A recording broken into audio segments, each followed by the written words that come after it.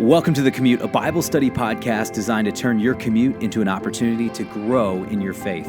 Whether you're sure of what you believe or you're not sure what to believe, this podcast is designed to help you better understand who Jesus is, what the Bible's all about, and how that applies to your life today. I'm your host, Pastor Matt, and I'm excited to dive into this week's episode of The Commute.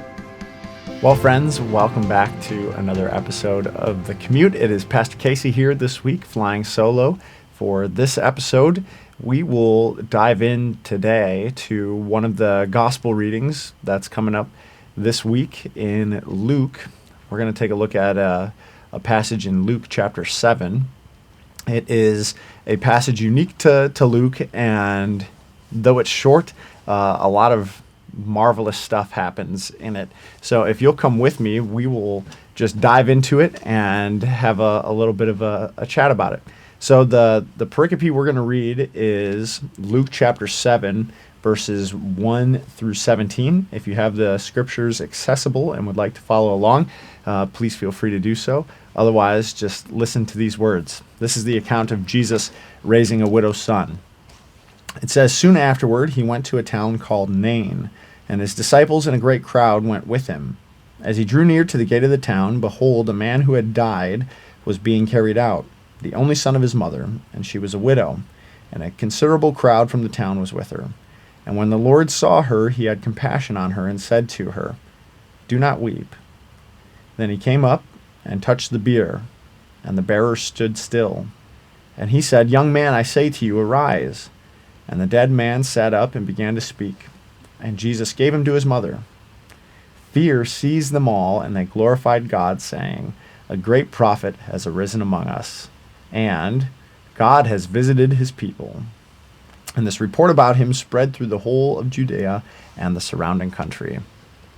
That's God's word for us this week. I love this episode. As I mentioned, it is unique to Luke. He's the only one who records this particular episode. And it is a resurrection episode. It's not the only instance where Jesus has raised someone else from the dead. There are mentions of him raising Jairus' daughter in other gospel accounts. If you recall, in the gospel according to John, Jesus raises Lazarus from the dead. And of course, Jesus himself rises from the dead. So it is not unique in the fact that this is a resurrection kind of miracle, but there are some unique features to this story that I'd like to point out today, because I think they teach us some cool things about who Jesus is and what his mission is all about. So let's kind of plug away here verse by verse. It says in 11, he went to a town called Nain. Now, where is Nain? Nain is in northern Israel, in Galilee. It is kind of a small town, sort of off the beaten path. Jesus does a majority of his ministry kind of around this triangle in the Sea of Galilee. Nain would have been further west. If you have kind of a map of Israel in your head, it would have been further west and actually southwest a little bit of the Sea of Galilee. So it's not a place that was on a whole lot of people's radar. My guess is, Jesus was going there, maybe doing some traveling between the Sea of Galilee region and Nazareth. And it just so happens that as he's going to Nain, a crowd is following him, and so are some of his disciples.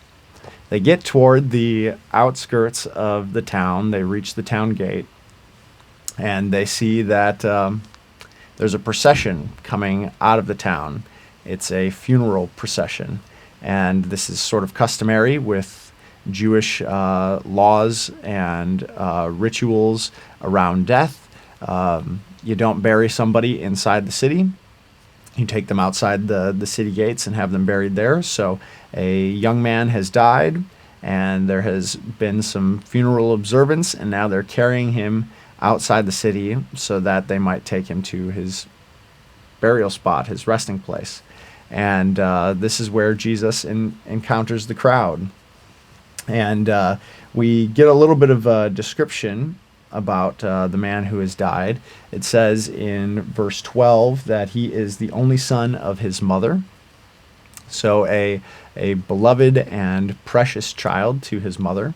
And his position as her only son is made, I guess, even more prominent by the mention that this woman is a widow. In ancient Israel, your inheritance is passed on to your eldest son. He's the one who effectively keeps the family name going. He would have been, for his mother and father, his kind of retirement plan, or her retirement plan. There aren't 401ks or IRAs in ancient Israel. You rely on your children to take care of you in your old age. So this woman has no husband to care for her, and now has no son, and really no good prospects for her future. This is a moment of monumental loss for her. Not only is she mourning the loss of a person she cares for, but there's also a lot that will be lost on account of her widowhood and lack of a son. So it's a pretty deep and heavy kind of situation that Jesus is walking into here. And notice what it says Jesus' reaction is in verse 13. It says, "And when the Lord saw her," and now interesting mention, this is the first time Luke calls Jesus the Lord. Just interesting to note there. "When the Lord saw her, he had compassion on her." That word there for compassion is an interesting word. It's from the verb splagnidzo, and quite literally it means, or quite graphically, to like have your guts poured out. So this is a deep feeling of compassion for her. Jesus has compassion for a woman who's on the margins of society and would tend to be overlooked by many. So I kind of love this, what's stirring up here. This is Jesus going to kind of a nondescript, sort of unimportant town and encountering a woman who's on the margins, even in that small town, and he has his guts poured out for her. And he says to her what all of us would like to say at a funeral. He says, "Do not weep," or "Stop crying." And, funerals are kind of difficult to know what to say. And probably the best thing for most of us to do at funerals is not to say anything and just be and sort of sit in moments of grief with those we care about.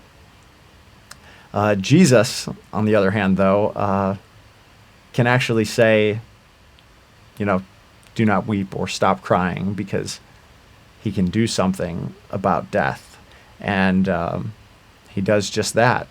He makes another bold move, as if it weren't a bold enough move to walk up to a widow grieving the loss of her son and telling her to stop crying. He then proceeds to go over and touches the funeral bier. And now this is kind of a big deal, because what Jesus has just done is make a move that would make him ritually unclean. The laws prescribed in the Torah say, if you touch a dead body or come into close contact with a dead body, then you are ritually unclean for a period of time. So this is not something that you would do lightly or inadvisedly. Jesus knows what he's doing. So he goes and he touches the bier and gets up close and personal to death. I think it's always interesting for us to note how Jesus goes about performing a miracle. There are times Jesus just speaks, and he speaks kind of from afar, and stuff happens. But there are other moments where Jesus sort of gets down and dirty as he performs a miracle.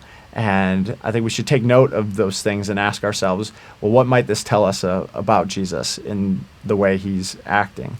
And for me, I get a lot of encouragement to see a Jesus who's willing to take on death head on and not just deal with it from afar. He's actually walking into death, taking what looks like a pretty big risk, and does something marvelous.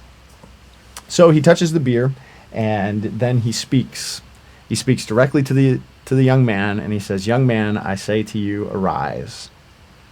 And at the speaking of Jesus, the young man sits up, and he begins to speak. And I think it's interesting that there's a mention that he began to speak. This is clearly the guy is alive again. This is not some sort of like post-mortem kind of seizure or something like this. No, the guy who is dead is now clearly, visibly alive in a way that all those who are witnessing this would say, yep, he is indeed alive. Jesus is following in a kind of prophetic tradition. He is not the first person to raise someone else from the dead. If you go back to the Old Testament in 1 Kings 17, Elijah does something similar. He raises a widow's son back to life.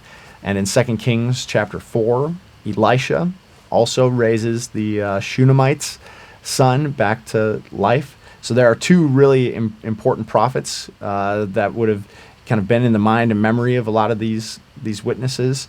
And it's because of that, fear seizes this crowd in Nain, and they say, a great prophet has arisen among us, kind of following in the tradition of Elijah and Elisha.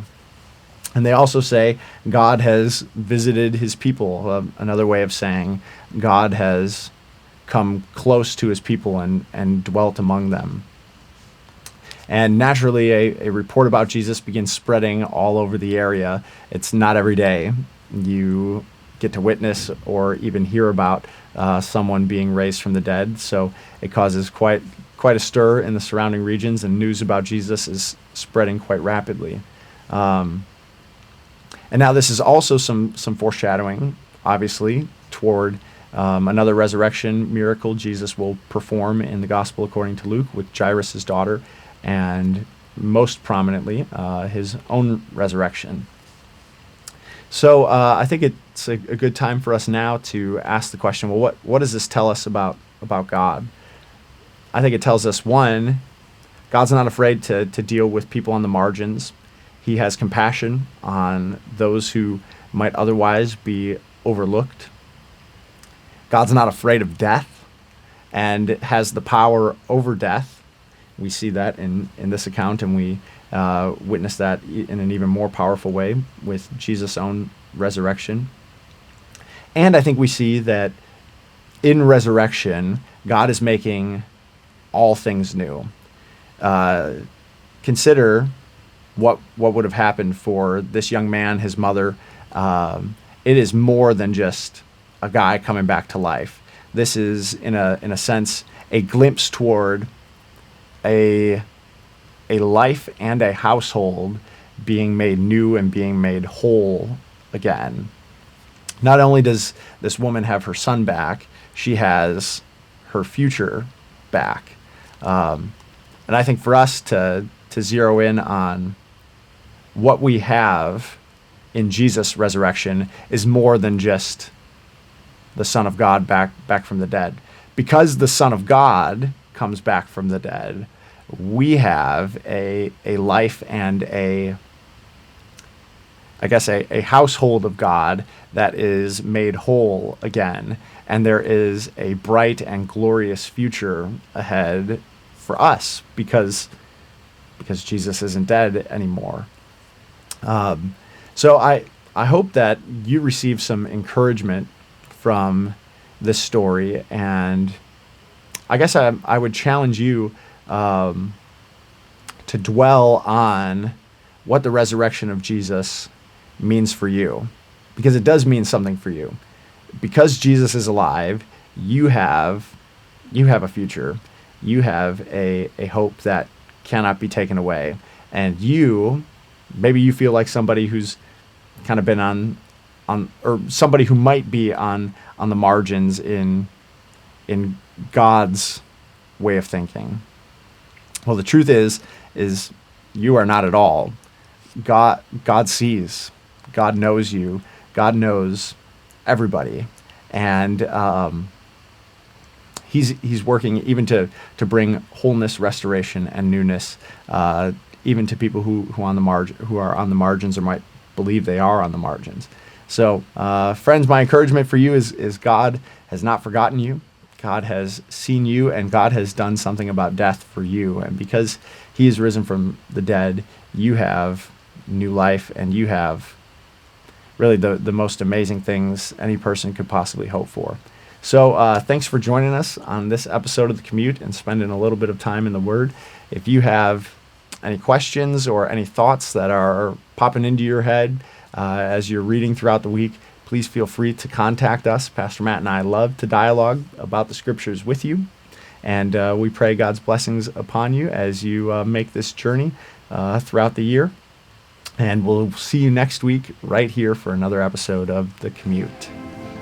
Thanks for checking out this episode of The Commute. For more information on The Commute or to join the Commute Bible Reading Plan, simply download the Bethlehem Church Live mobile app or go to bethlehemchurchlive.com/thecommute.